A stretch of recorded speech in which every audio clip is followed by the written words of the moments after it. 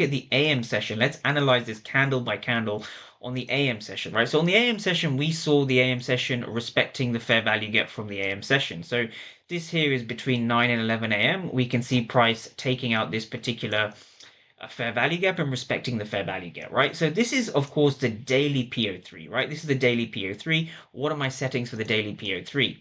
So on the daily PO3, I'm using the New York midnight opening price. You want to be selling above that New York midnight opening price, especially when you're a day trader. And you want to be understanding that the time frame of this candle corresponds to the daily candle. This is very important to understand. Now from here, what we can see is we can see a few things. We can see price has effectively come in and we've basically respected this fair value gap, right? This is the fair value gap that is held. Now from here, price has created a second fair value gap, which is important for us to understand, right? So this fair value gap is just over here. So let's just mark that out, right? So this was going to be my second area, right? So as a swing trader or as somebody who's trading for a 9 to 5, using 15-minute fair value gaps and just letting the trade play out is probably the best thing you can do.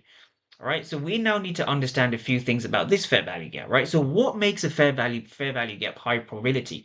So let's zoom out on the charts and look what's happening, right? So we are looking for price to take out the previous day high and leave a fair value gap above the daily opening price, right? This is what this overall entry model comes down to, right? So for those who are taking notes, which I recommend everyone do, you want to look for a previous day high sweep. You're looking for the high of the day to be above the previous higher day, and you're trading off a fair value gap, right? But how do you know whether the fair value gap is going to hold?